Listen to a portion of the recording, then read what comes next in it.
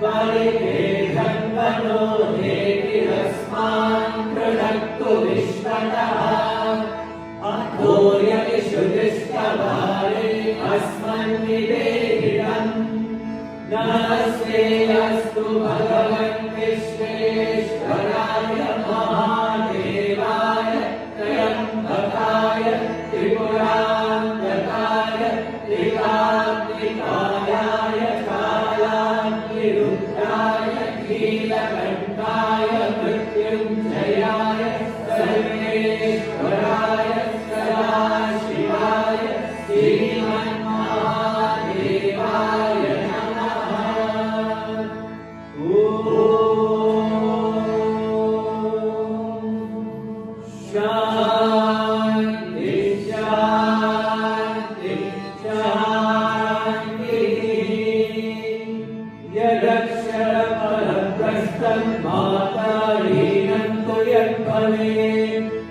सर्वं क्षम्यतां देव नारायण नमोऽस्तुते विसर्गबिन्दुमात्राणि परपाराक्षराणि च विरुणानि चातिरिक्तानि क्षमस्व साईश्वर अपराधसहस्राणि क्रियन्ते हर्निशं मया दासोऽयमिति मां नत्वा क्षमस्व साईश्वर अन्यथा शरणं नास्ति त्वमेव शरणं मम तस्मात् कारुण्यभावेन रक्ष रक्ष साईश्वर हरिः ओम् तत्सत् श्री साईश्वरार्पणमस्तु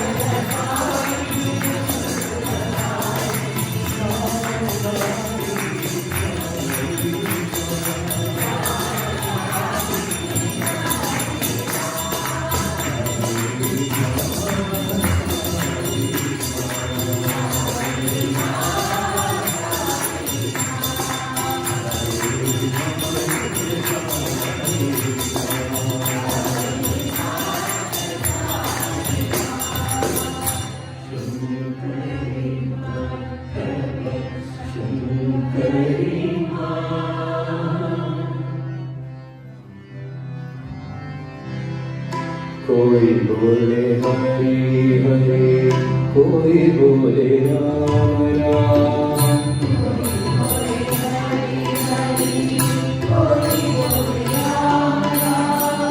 कोई बोले हरि हरि, कोई बोले राम राम।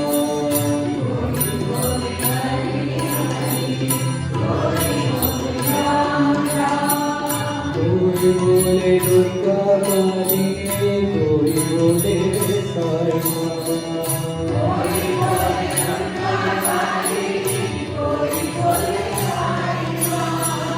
कोई बोले दुर्गा काली, कोई बोले साई माँ।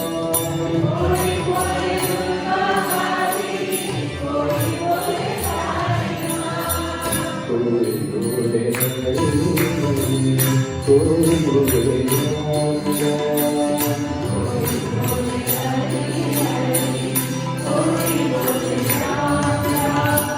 कोई बोले नारायण अल्लाह बिस्मिल्लाह।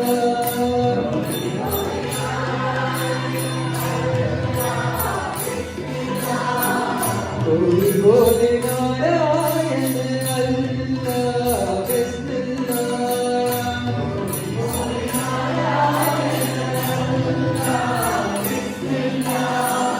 कोई बोले नारद बुद्ध महावीरा।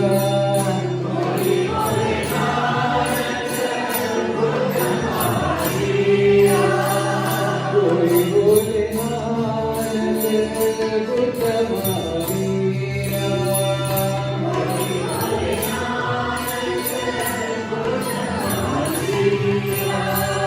साधु संत कीड़ा जाने, सब है तेरो नाम।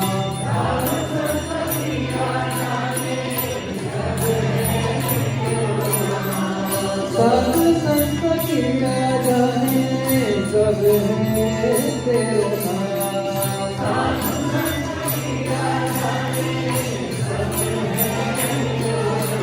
बोल माने अल्लाह माने,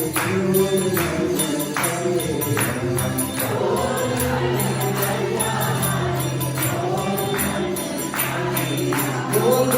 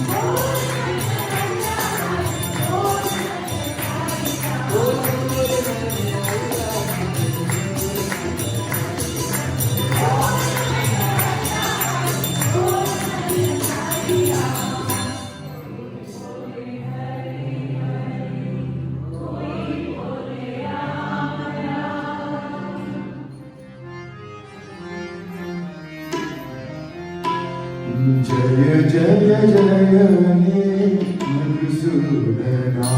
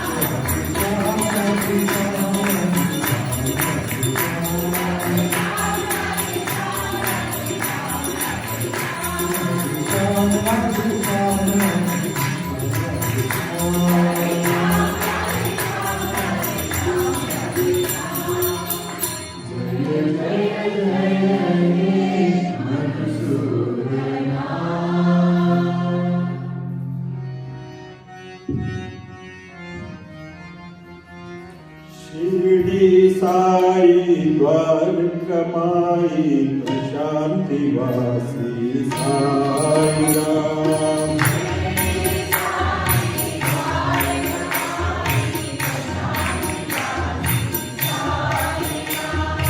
शिरडी साई द्वारकमाई प्रशांति वासी Sai Ram.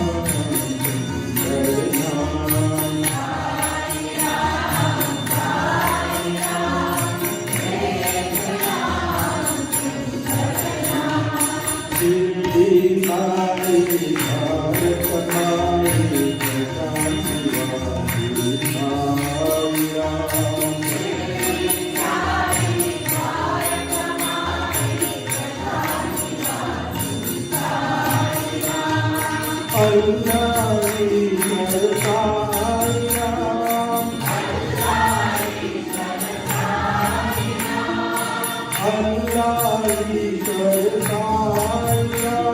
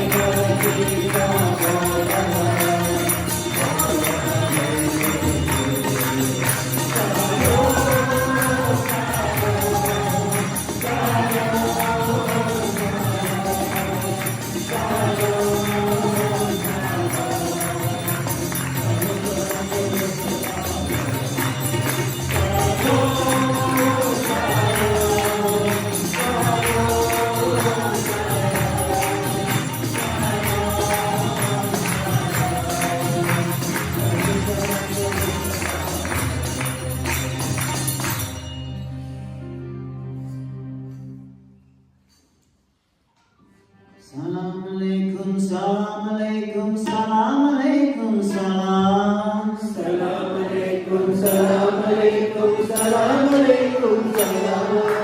Salam alaikum, salam alaikum, salam alaikum, salam.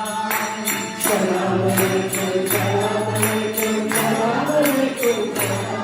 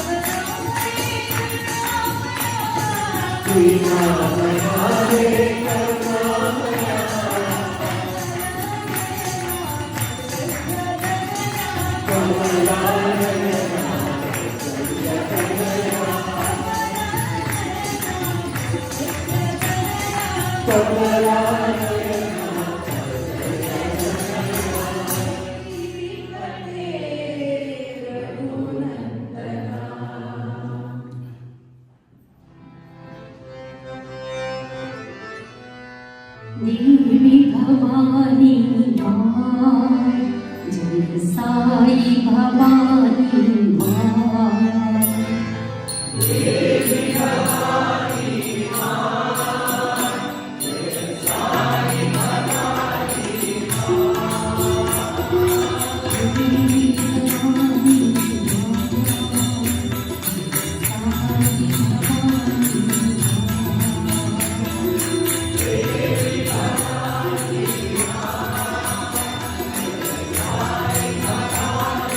माँ,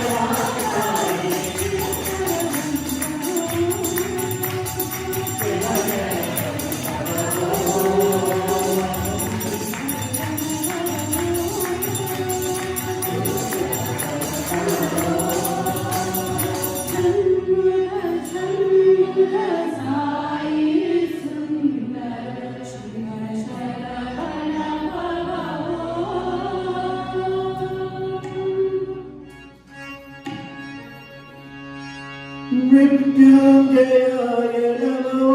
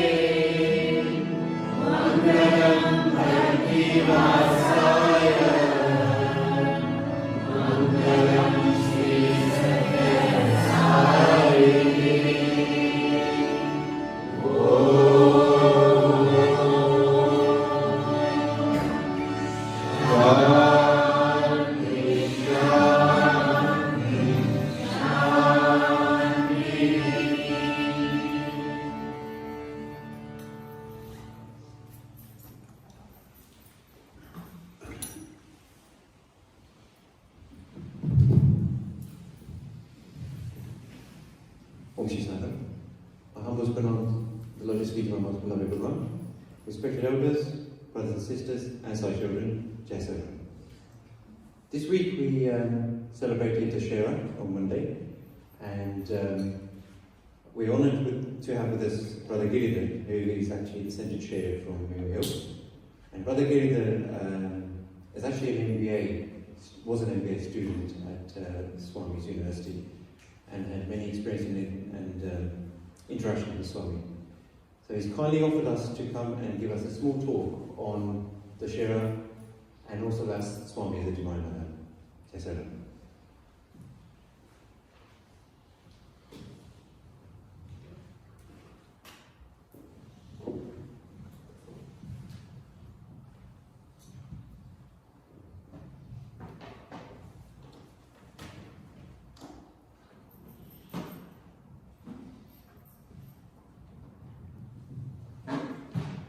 Om Shri Sai Ram.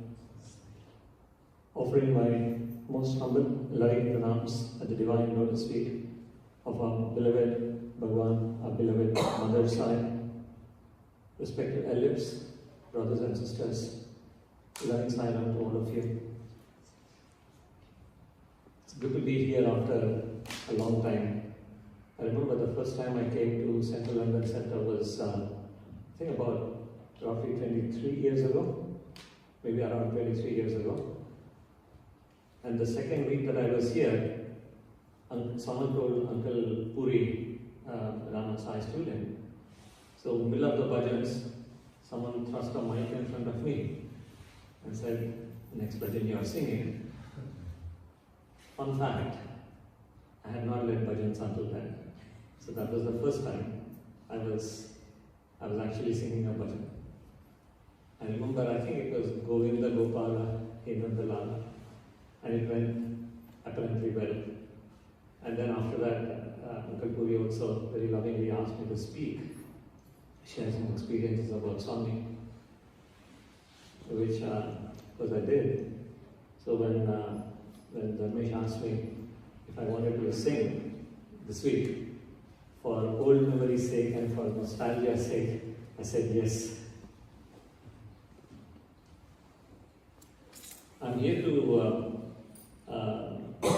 talk more about, or I wanted to kind of take us sort of somewhere down the memory lane in a sense, about how Dussehra has been celebrated in Puttaparthi and whatever little I have understood about the significance of Dussehra, of Vijayadashami. Swami has said there are three very important festivals in the calendar in a year. The first one, he said, is Sankranti, which we celebrate in January, around the 15th of Jan. The second one is Shivratri. We all celebrate, we all know the significance of Shivratri. And the third one, he said, is the Navratri. So Sankranti, Shivratri, and the Navratri. These are the three very important festivals, as Swami said. He said this in a public discourse.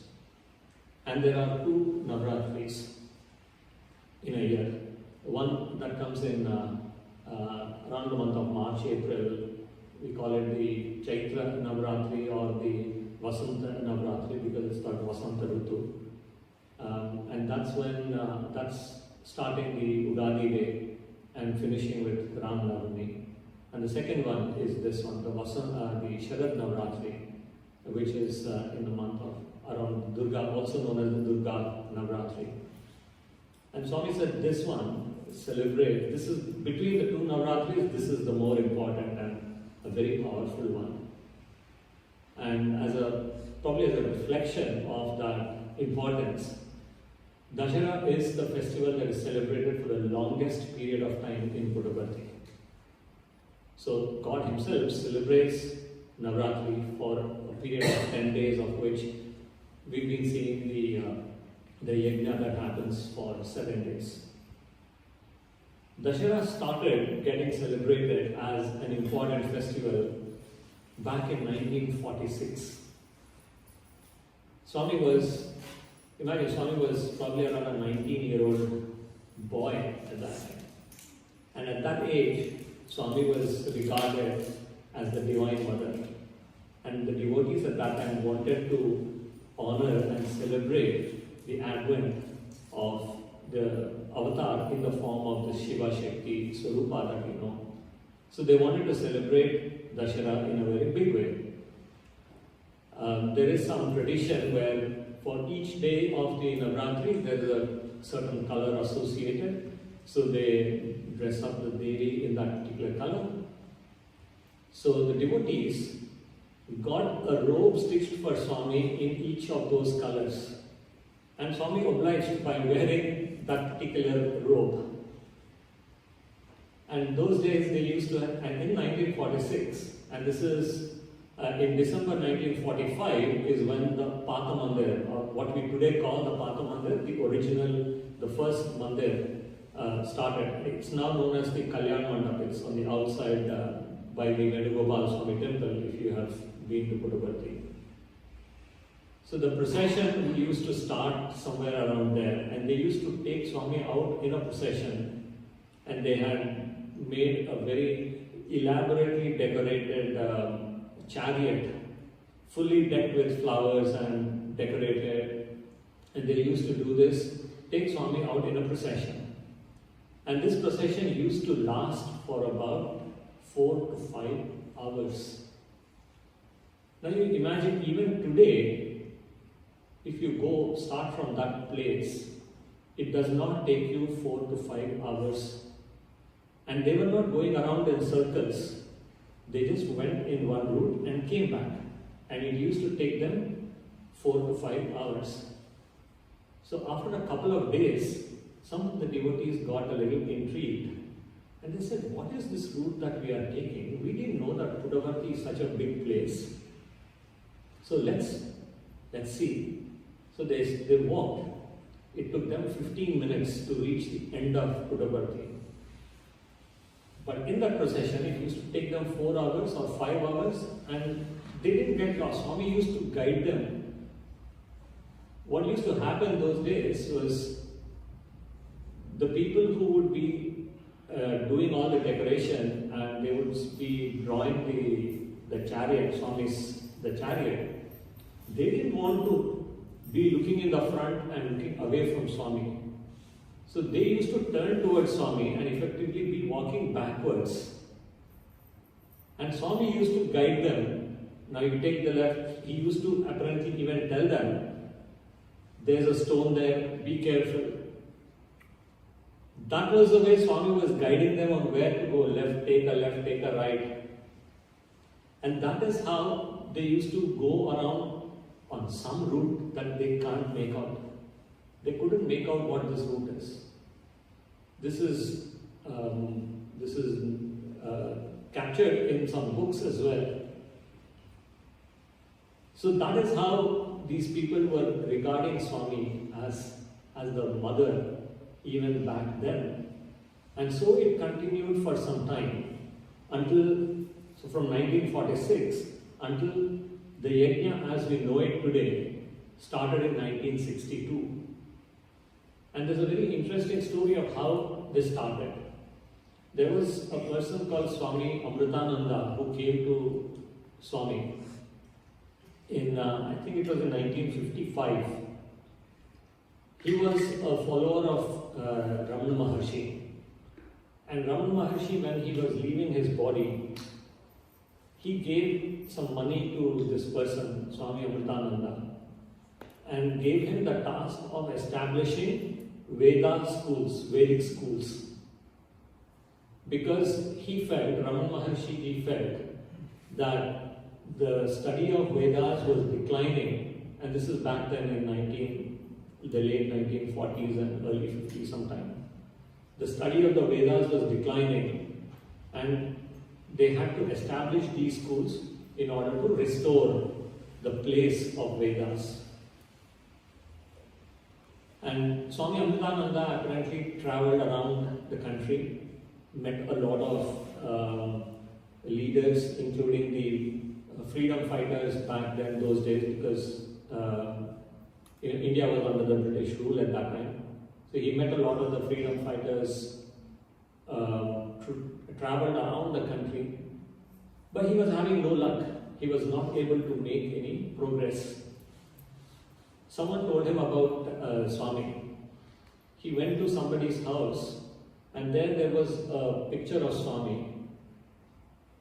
And a small girl in that house came running to Swami Amritananda and said, "This person is God, you need to go and see him."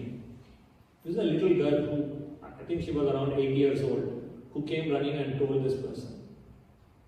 And Swami Amritananda didn't want to come to Puttaparthi at all. And when he was forced on his way to some other place, he said, "Okay, fine, I will go there, but I will not stay for more than 2 days, 1 night and 2 days, no more than that." He ended up staying after he came, as it happens with probably all of us and with many people. He ended up staying for almost 90 days continuously in Puttaparthi. So it was on the 1st of October in 1955, Swami called Swami Amritananda for an interview, and he said, "I know you are very worried about this particular task that has been given to you. From now onwards, this is my problem. You give up this worry, I will take it over. I will make sure that this happens." He comes out of, I'm not sure of the narration of what it says, whether he came out of the interview room at 9:30 a.m. on 1st of October, or whether it was 9:30 a.m. when Swami said it inside the interview room. That I'm not very clear, but the 9:30 a.m. is a time of significance.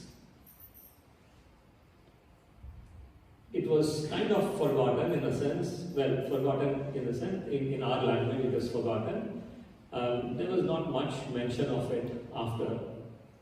And Swami was due to go visit East Godavari district in Andhra Pradesh around Guru Purnima time of 1962.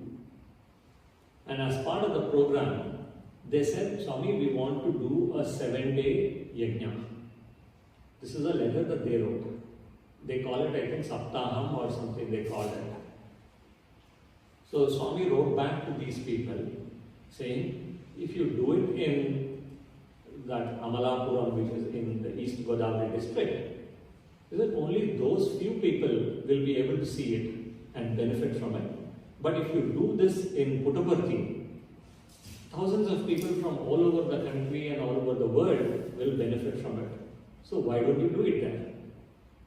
So these people then, this is all in letters prior to Swami going to this place. So these people then wrote back saying, "Okay, Swami, we can do it in Puttaparthi." Getting all the, in those days you would get nothing in Puttaparthi, and travel to Puttaparthi was not easy at all. You had to do multiple legs of journey and changes, different modes of transport. So it was quite complex. So they said, "But that's okay, Swami, we will do it."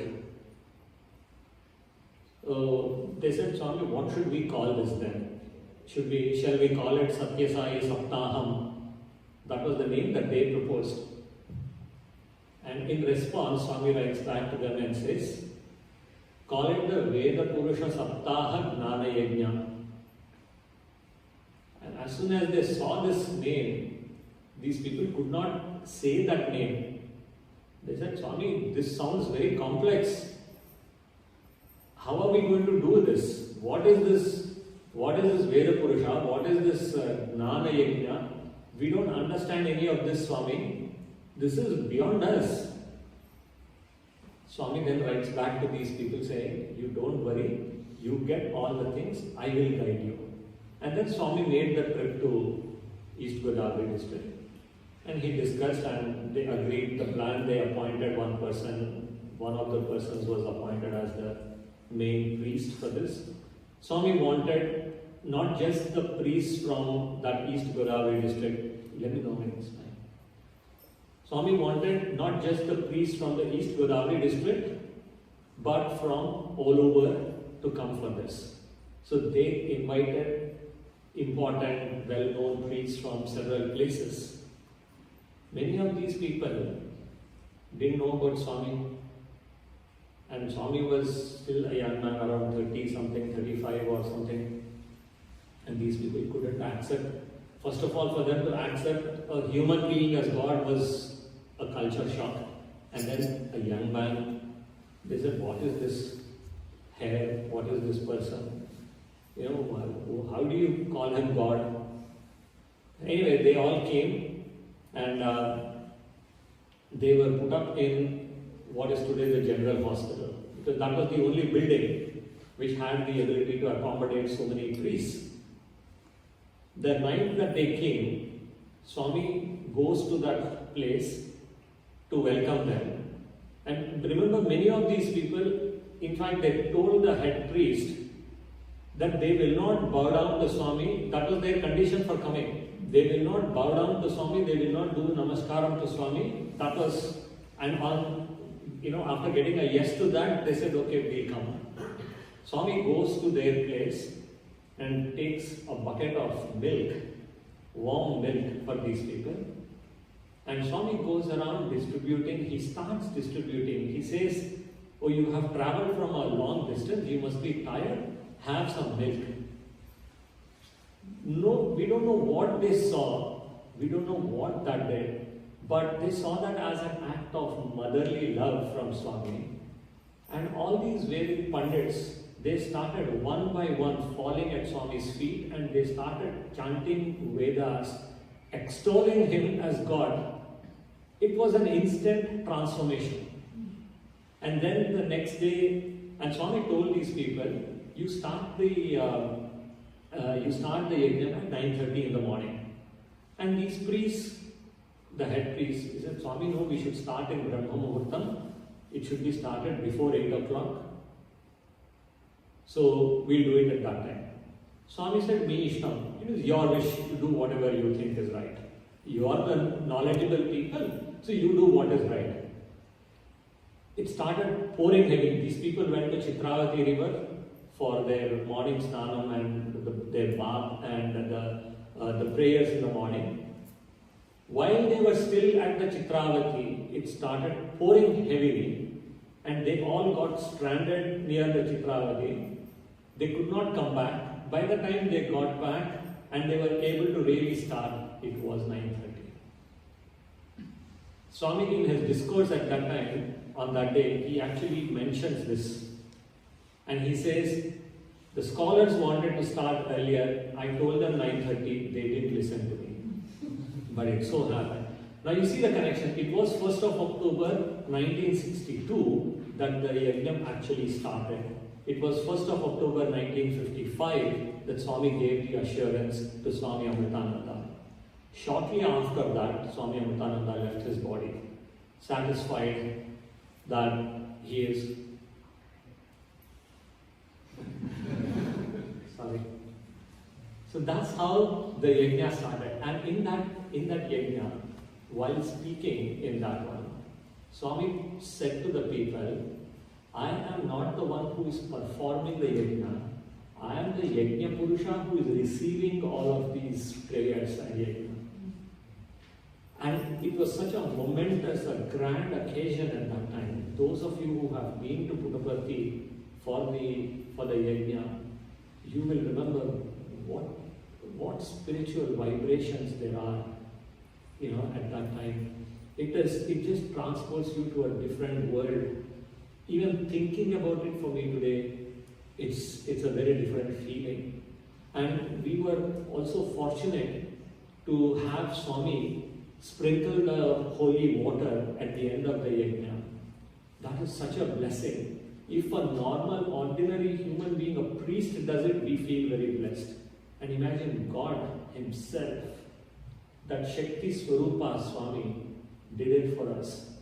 I remember once I was working in Bombay in those days and I went late. I could not go for all the days. On the day of Purnahuti I reached and I got delayed. I reached just when the Purnahuti was finishing. So I was sitting at the back and I was wondering if Swami will come all the way that far in the Purnachandra auditorium. And Swami, out of his mercy, kindness, grace, love, whatever you call it. He came all the way up to that back row.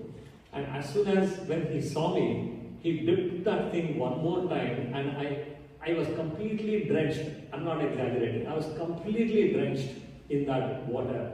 And he gives a smile and walks away. See, when Swami makes that eye contact, when he smiles, it is so spiritually recharging. Now, why do we? I'll exceed my time. It is 2 minutes, okay? I know you all have. We are all fighting against the mayor and the congestion charge, so I won't hold you for very long. No, please. Send it to Swami. Why do we call Swami the Divine Mother? Because we associate mother with love, mother with protection, mother with kindness, mother with forgiveness. You make 100 mistakes, 1,000 mistakes. The mother is not Krishna to Shishupala, that after 100 mistakes I will knock your head off. You make 1,000 mistakes, you keep making mistakes, he will keep forgiving you. But of course, doesn't mean you keep making the mistakes. we also have to learn. Like someone said, this is a management guru saying, don't make the same mistake twice. Make a new mistake. Learn the old mistake. But Swami has been so loving and forgiving and kind to all of us. That is why we are all here. Otherwise, someone once said to Swami, Swami, I must have done something good in my previous birth. Some punya, some good karma in my previous birth, that I am here with you. Swami corrected him and said, it is not in the previous birth, Bangaru. He said, in hundreds and thousands of births you had to do a lot of good, and then I had to give you a lot of my grace for you to be here. Your karma is not sufficient for you to come to me. Because you imagine, growing up, we were told stories of how the saints and rishis did penances, hard penance, arduous penance for years and years together to get one glimpse for a few seconds of the God. And here we were, from anywhere in the world you could travel for 24 to 48 hours maximum and you would be face to face with God. Can you imagine what a privilege and what a blessing Swami gave us? Is it something we could have earned? It is something He gave us. He gave it to us as His gift to us. His darshan was a gift to us. The sparshan was an even greater fortune. And sambhashan, something we cherish for lifetimes. We may not remember, but in our subconscious it sits and we will remember it always. I have to stop there. Thank you so much and sorry for exceeding the time. Sainam.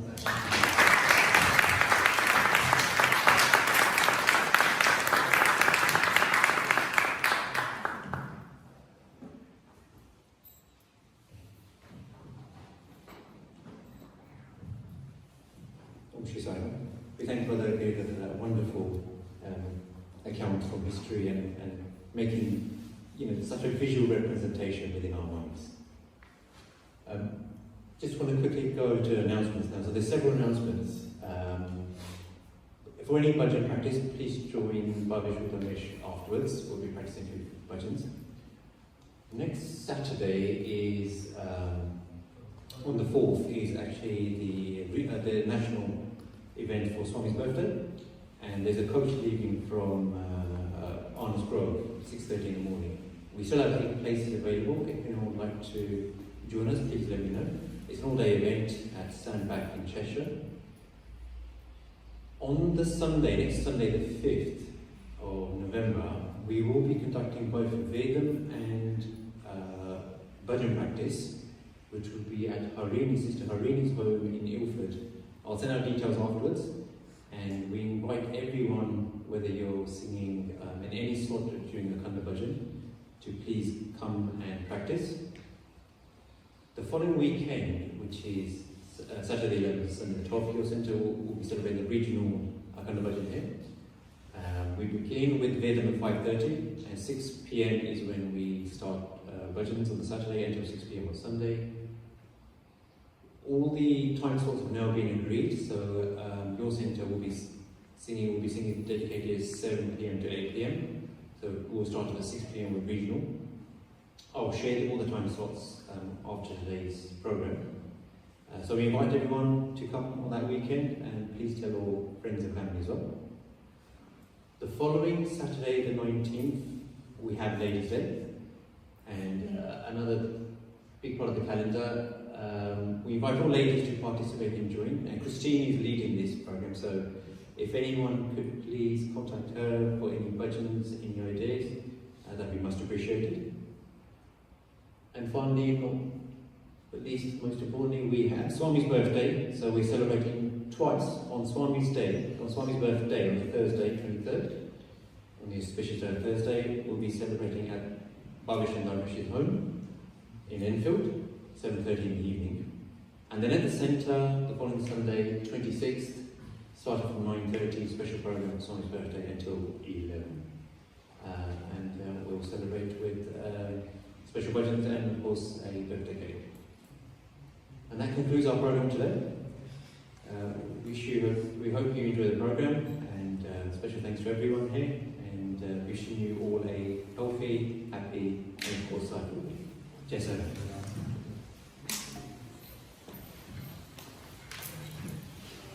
Om Saishwaraya Vidmahe Satyadevaya Dhimahi Tanna Sarva Prachodayat.